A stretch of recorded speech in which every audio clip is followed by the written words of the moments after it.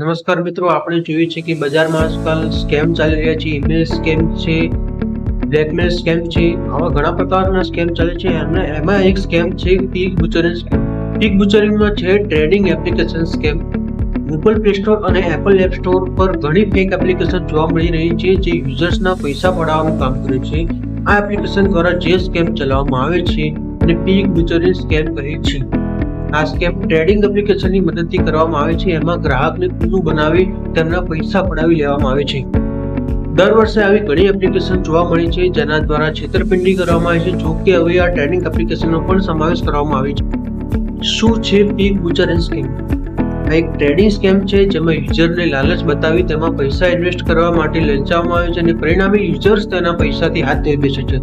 આ સ્કેમમાં જે તે એપ્લિકેશન કેટલીક ટેકનિકનો ઉપયોગ કરીને યુઝર્સને વધુ નફો દેખાડે છે, તેમજ તેને જે રોકાણ કર્યું હોય એને એમાંથી જે નફો મળ્યો હોય તેને કાઢવા કરતાં એને ફરી ઇન્વેસ્ટ કરવા માટે લલચાવે છે.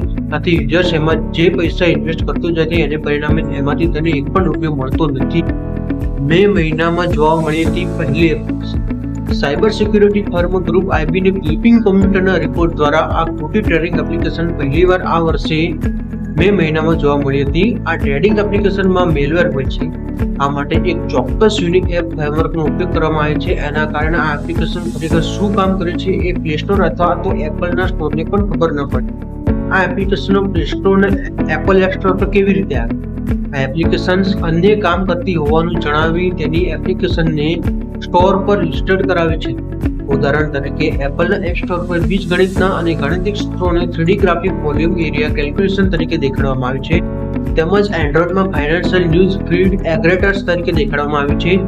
એકવાર એને ઇન્સ્ટોલ કર્યા બાદ યુઝર્સને એક ફેક ટ્રેડિંગ પ્લેટફોર્મ પર લઈ જાય છે. એ પર ફક્ત ઇન્વાઇટેડ કોડ દ્વારા લઈ જઈ શકાય છે. એટલે પ્લે સ્ટોર કે એપ સ્ટોર તો દૂરની વાત, અન્ય કોઈ વ્યક્તિ પણ એ ચેક કરવા માટે જાય તો પણ એ ચેક કરી શકાતું નથી. આ એક ફેક ટ્રેડિંગ પ્લેટફોર્મ પર યુઝરને પ્રોફિટ વધુ દેખાડી વિશ્વાસ જીતવામાં આવે છે અને ત્યારબાદ તેના બધા પૈસા પાણીમાં જાય છે. ચર્ચામાં આવતા એપ્લિકેશન થઈ ડિલીટ. આવી એપ્લિકેશન ચર્ચામાં આવતા તેને તરત જ પ્લે સ્ટોર અને એપ સ્ટોર પરથી ડિલીટ કરવામાં આવી છે. જો કે ડિલીટ થતા પહેલા લાખો લોકો એને ઇન્સ્ટોલ કરે છે જે હજી પણ તેમના મોબાઈલમાં હોઈ શકે. આવી કોઈ પણ એપ્લિકેશન તમારા વોટ્સએપ મેસેજમાં કે ટેક્સ્ટ મેસેજમાં આવે તો તેને ઇન્સ્ટોલ કરવાનું ટાળો અને આ વિડીયો બીજા લોકોને પણ આગળ શેર કરો જેથી બીજા લોકો પણ આ સ્કેમમાં ફસાય નહીં. આવા જ વિડીયો જોવા માટે અમારી ચેનલને લાઈક કરો, શેર કરો, કોમેન્ટ કરો અને સબસ્ક્રાઇબ કરો.